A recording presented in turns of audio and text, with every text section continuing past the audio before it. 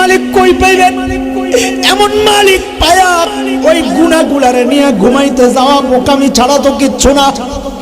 এই জন্য গুনাহ তো হয়েই যাইতে পারে, একটু দিল থেকে মালিককে ডাক দিয়া বলেন, না গো মালিক, ভুল করছি তো তোমারই করছি, নাফরমানি করছি তো তোমারই করছি, আর তো কারো করি নাই। আবার তোমার কাছে বেহায়ার মতো আসছি, আশা তুমি মাফ করে দিবা, তুমি মাফ করবা করবা। আমি বিশ্বাস করি, কেন? আমি যে গুনাহ করছি তুমি তো গোপন করে রাখছো, আমি তো তোমার সাত্তার গুণের শক্তি দেখে ফেলছি। ও মালিক, এইবার তোমার খাফার গুণের শক্তি একটু দেখতে চাই, আমারে তুমি মাফ করে দাও, আমি ভুল করে ফেলছি। এরে দোস্ত, আল্লাহ ওয়াদা করেছেন, ওয়াদা করেছেন, নবীও বলেছেন, আত্তাইবু মিনাজ যামবি কামাল্লা যামবালা। একজন প্রকৃত তওবাকারী আল্লাহর কাছে এতটা পবিত্র হয়ে যায় যেন সে জিন্দেগিতে কোনো গুনাহই করে না। সাইয়েদনা ওমর ইবনুল খাত্তাব রাদিয়াল্লাহু আনহু নবী আলাইহিস সালামের দরবারে যাচ্ছিলেন। দেখেন যে রাস্তার মধ্যে এক যুবক খাউমাউ করে কাঁদতেছে। হযরত ওমর কাছে গিয়ে জিজ্ঞেস করলেন, এর যুবক, তুমি কান্না করছো কেন? তো যুবক বলে, হযরত, আমি অনেক মারাত্মক গুনাহ করে ফেলছি, অনেক মারাত্মক। কিছু কান্না আছে এগুলা দেখলে নিজেরও কান্না আসে, আছে না এমন? যুবকের কান্না দেখে হযরত ওমরও কান্না শুরু করছে। ওই চোখে পানি নিয়েই নবী আলাইহিস সালামের দরবারে ঢুকছে। নবী জিজ্ঞেস করতেছেন, ওমর, আপনি কাঁদছেন কেন? তো হযরত ওমর বলেন, ইয়া রাসূলুল্লাহ, ওই রাস্তায় এক যুবককে দেখলাম, সে নাকি অনেক বড় গুনাহ করেছে, জন্য হাউমাউ করে কাঁদতেছে। তো নবী বলেন, তাকে ডেকে নিয়ে আসে। যুবক নবী আলাইহিস সালামের সামনে যখন আসেন, নবী জিজ্ঞেস করেন, এর যুবক, কি গুনাহ করছো এমন? তোমার গুনাহ বড় না আল্লাহর আরশ বড়? তো যুবক বলে, ইয়া রাসূলুল্লাহ, আমার গুনাহ বড়। বলে, তোমার গুনাহ বড় না আল্লাহর কুরসি বড়?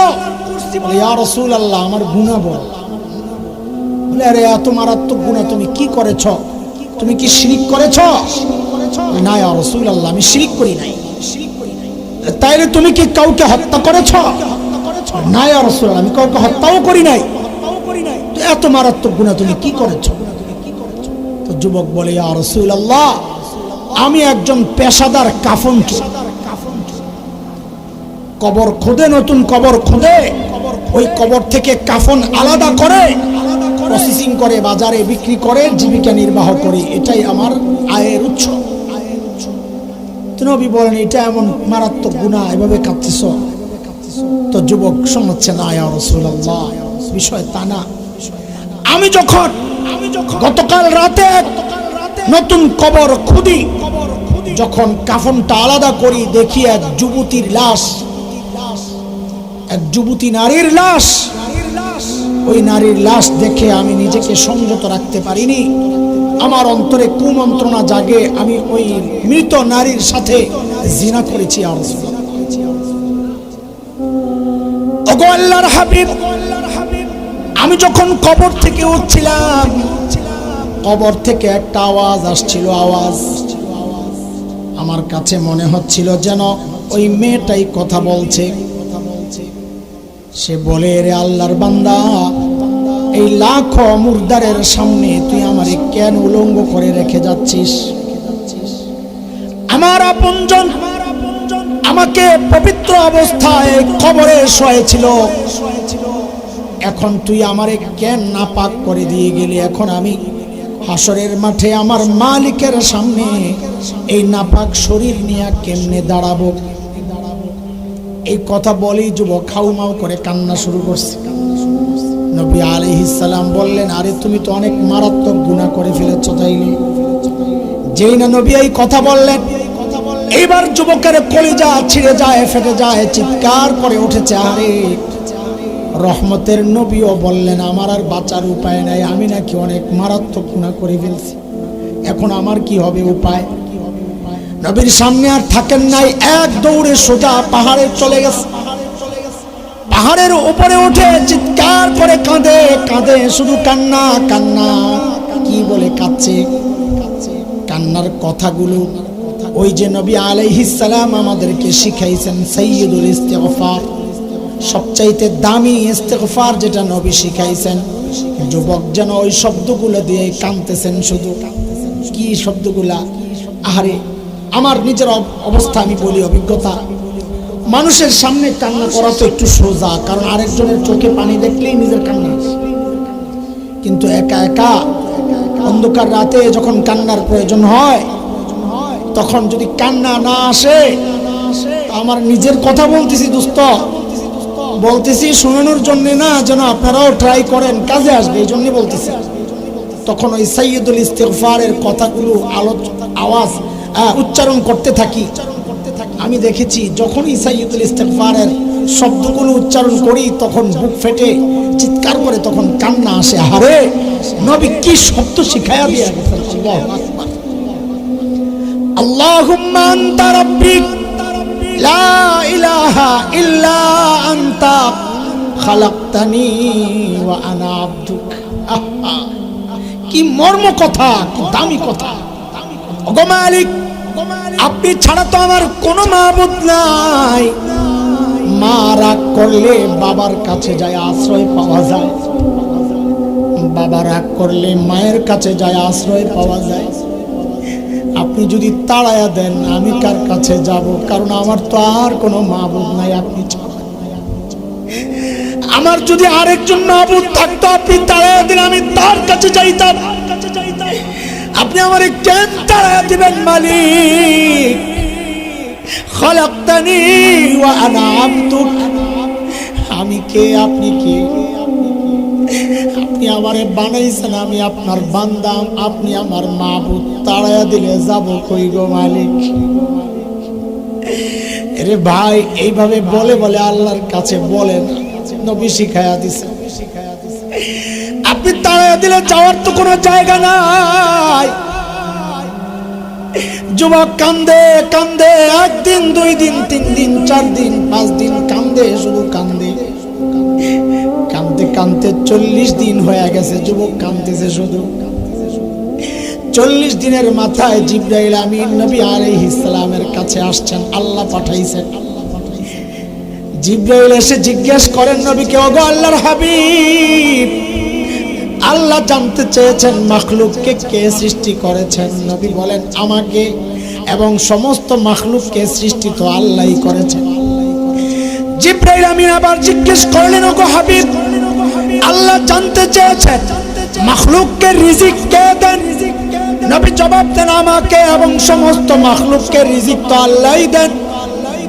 জিবরাইল আমিন আবার জানতে চাইলেন, ওগো নবী, আল্লাহ জানতে চেয়েছেন মাখলুককে মাফ কে করেন? নবী বলেন, মাখলুককে মাফ তো একমাত্র আল্লাহই করেন। জিবরাইল আমিন বলেন, আল্লাহ জানাইছেন, আল্লাহ ওই যুবকটারে মাফ করে দিয়েছেন। আল্লাহর হাবিব তাড়াতাড়ি একজনকে পাঠাইছেন, যাও পাগলটারে যায় খবর দে, আল্লাহ ওরে মাফ করে দিয়েছেন। আরে ভাই আমার, আমি তো নবী না, আমি তো ফেরেশতা না, আমি আপনি তো সাধারণ মানুষ। শয়তানের ধোকায় পইরা, নফসের প্ররোচনায় আমরা গুনাহ কইরা ফেলতে পারি, গুনাহ হয়ে যাইতে পারে। যত বড় মানুষ হোক, যত বড় আল্লাহওয়ালা হোক, যত বড় মুহাদ্দিস মুফতি হোক, তার দ্বারা গুনাহ হয়েই যাইতে পারে। এটা অবাক হওয়ার মতো কোনো বিষয় না। কিন্তু আপনাদেরকে বলি, এমন মালিক পায়া ওই গুনাহগুলা নিয়ে হাঁটার তো কোনো অর্থ নাই, ঘুমাইতে যাওয়ার তো কোনো অর্থ নাই। কি মায়া আমাদেরকে মালিক করেন, একটু খেয়াল করেন না আপনারা? দেখেন না, আমি আপনি যখন গুনাহ করি, দরজা আটকায়া, জানালা আটকায়া, আরে মালিক আমাদেরকে কতটা ভালোবাসেন দেখেন।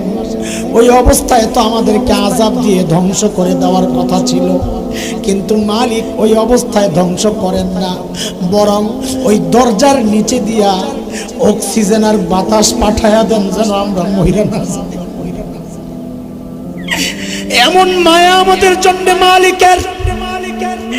দুনিয়ার মানুষ তো অপরাধীকে খুঁজে শাস্তি দেওয়ার জন্য, আরে আমার আপনার এমন একজন মালিক আছেন, যিনি অপরাধীদেরকে খোঁজেন মাফ করার জন্য। সারা দিন গুনাহ করি, কিচ্ছু বলেন না, সব নিয়ামত দিয়া ভাসায়া রাখছে। রাতেও গুনাহ করি, কিচ্ছু বলেন না, ঘুমাইতে যাই তাও কিচ্ছু বলেন না।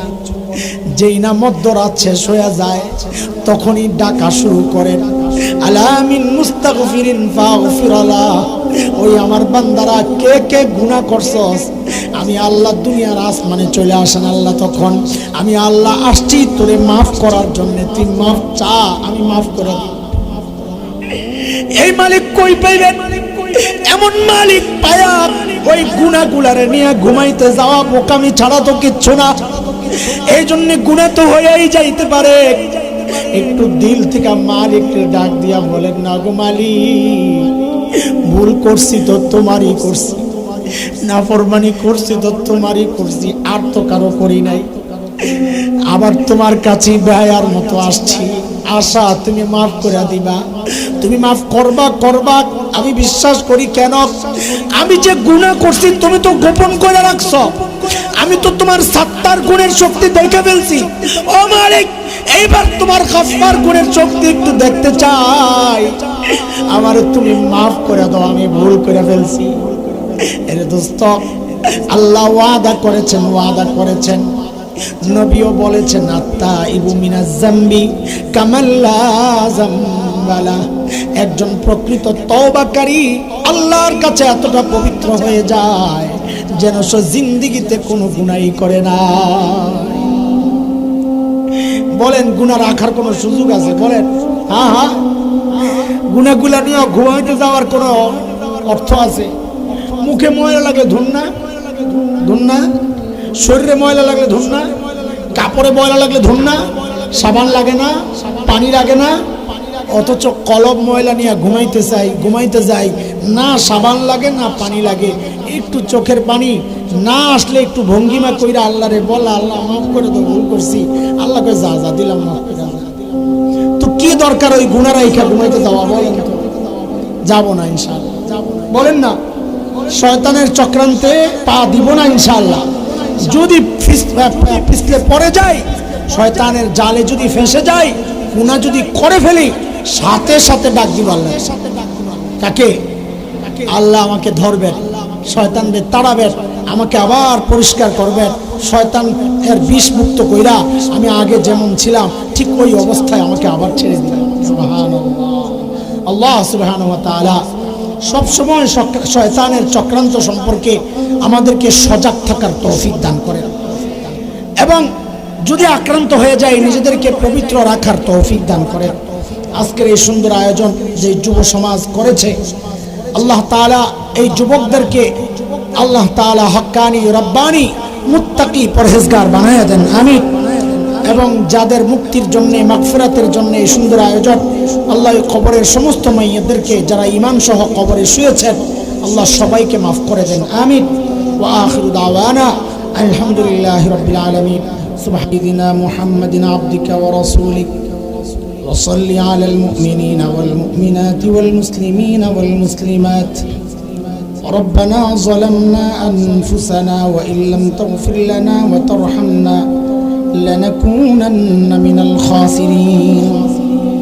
ربنا فاغفر لنا ذنوبنا وكفر عنا سيئاتنا وتوفنا مع الأبرار. আয় রব্বুল আলামিন, এই কঠিন শীতের মধ্যে, কনকনে শীতে আল্লাহ এই মানুষগুলো বড় আশা নিয়ে এই মজলিসে বসেছেন। আল্লাহ দ্বীনের কথা শুনেছেন, আমরা বলেছি, কোরআনের আলোচনা হয়েছে, তিলাওয়াত হয়েছে, দুরূদ ও সালাম পাঠ করা হয়েছে। মালিক, আমাদের আমলগুলো কবুল ও মঞ্জুর করে নেন আল্লাহ। কোটি কোটি গুণ সওয়াব বাড়াইয়া এই আমলের ওসিলায় আমাদের আপনজন যারা কবরবাসী, বিশেষ করে কবরস্থানে যারা শুয়ে আছেন ঈমান সহ, আল্লাহ সমস্ত কবরবাসীর কবরগুলোকে জান্নাতের টুকরা বানায় দেন আল্লাহ। খাস করে আমাদের যাদের মা নাই, বাবা নাই, আল্লাহ কবরে কি অবস্থায় আছেন জানি না গো মালিক। আল্লাহ আমাদের সকলের মা বাবার কবরগুলোকে জান্নাতের টুকরা বানায় দেন আল্লাহ। মাওলায়ে কারীম, আল্লাহ যারা বেঁচে আছেন তাদেরকে সুস্থ সুন্দর নেক হায়াত ঈমানি জিন্দেগি দান করেন আল্লাহ।